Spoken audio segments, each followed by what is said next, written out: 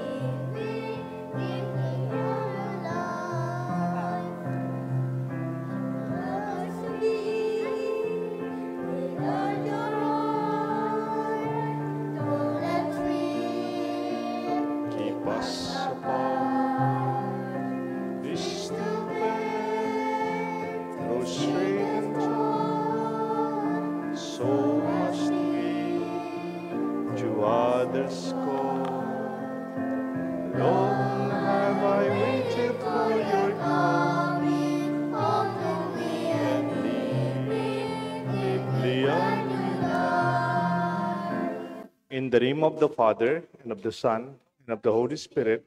Amen. The Lord be with you. And with your spirit. Good evening po. Good evening po. Let us call the Lord to be with us in our prayers, with our intentions. The Lord invites us to be merciful like God, not to judge, not to condemn, but to be generous and giving. For the times that we did not become like God in His mercy and generosity, we ask the Lord for pardon. Together we pray. I confess to Almighty God and to you, my brothers and sisters, that I have greatly sinned in my thoughts and in my words, in what I have done and in what I have failed to do. Through my fault, through my most grievous fault. Therefore, I ask Blessed Mary, ever Virgin, all the angels and saints, and you, my brothers and sisters, to pray for me to the Lord our God. May Almighty God have mercy on us, forgive us our sins, and bring us all to everlasting life. Amen. Lord, have mercy. Lord, have mercy.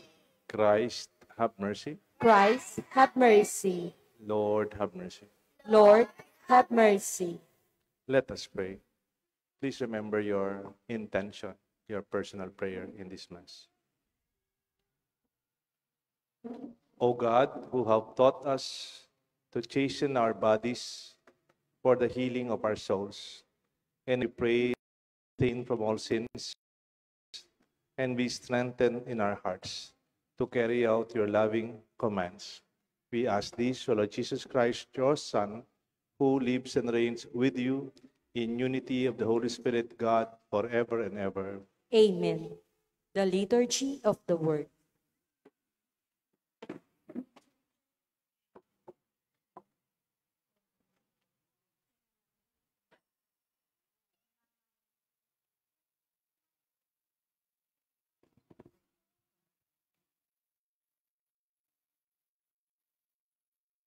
A reading from the book of Prophet Daniel. Lord, great and awesome God, you who keep your merciful covenant toward those who love you and observe your commandments. We have sinned, been wicked, and done evil. We have rebelled and departed from your commandments and your laws. We have not obeyed your servants, the prophets, who spoke in your name to our kings, our princes, our fathers, and all the people of the land. Justice, O Lord, is in your sight. We are shamefaced even to this day. We, the men of Judah, the residents of Jerusalem, and all Israel, near and far. in all the countries to which you have scattered them because of their treachery toward you. O Lord, we are shamefaced like our kings, our princes, and our fathers for having sinned against you. But yours, O Lord, our God, are compassion and forgiveness. Yet we rebelled against you and paid no heed to your command, O Lord, our God, to live by the law you gave us through your servants, the prophets. The word of the Lord. Thanks be to God. Responsorial Psalm, let our response be, Lord, do not deal with us according to our sins. Lord, do not deal with us according to our sins. Remember not against us the iniquities of the past. May your compassion quickly come to us, for we are brought very low. Lord, do not deal with us according to our sins. Help us, O God, our Savior, because of the glory of your name.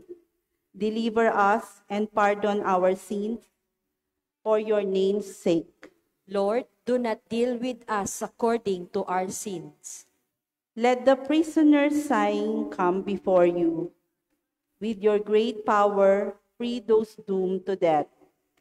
Then we, your people, and the sheep of your pasture, will give thanks to you forever. Through all generations, we will declare your praise. Lord, do not deal with us according to our sins. Please honor the Holy Gospel.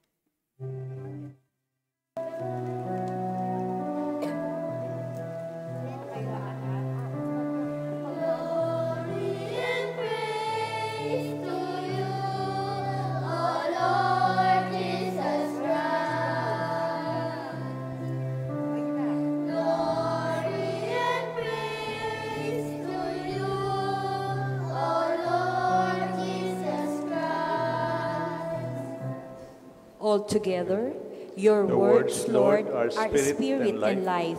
You have the words of everlasting life.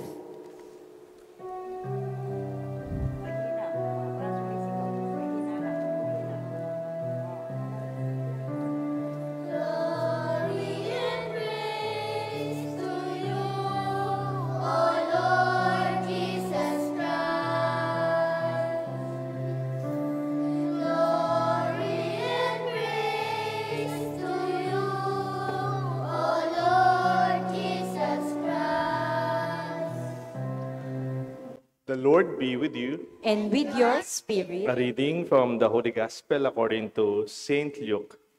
glory to you, O Lord. Jesus said to his disciples, "Be merciful, just as your Father is merciful. Stop judging, and you will not be judged. Stop condemning, and you will not be condemned. Give, and you will be forgiven. Give gifts, will be given to you. A good measure, packed together, shaken down and overflowing, will be poured into your lap. For the measure with which you measure will in return be measured out to you." The Gospel of the Lord. Praise to you, Lord Jesus Christ. In the name of the Father, the Son, the Holy Spirit. Amen. Like God. Pag sinabi natin sa Filipino, o ibang Kapampangan, nag-Diyos-Diyosa. Parang Diyos. O ito, mag-Diyos-Diyosa na naman. O bala mo, Diyos siya. When we hear this, actually these expressions are quite pejorative. I mean, they are negative. They are negative in their connotation. Hindi maganda pag tinawag kang parang Diyos ka. Hindi maganda parang mag-Diyos-Diyos ka. Parang actually, parang hindi magandang pagtingin sa ating pagkatao. Bakit? Kasi, ang gusto sabihin yon, you are acting like God, manifesting authoritarian attitude or despotic attitude. Parang sinabi mo, Pag di nagawa, masasaktan sila. You have a strong personality that degrades others, especially the poor, the weak, and the nobody. O yung mga Diyos-Diyosan niya.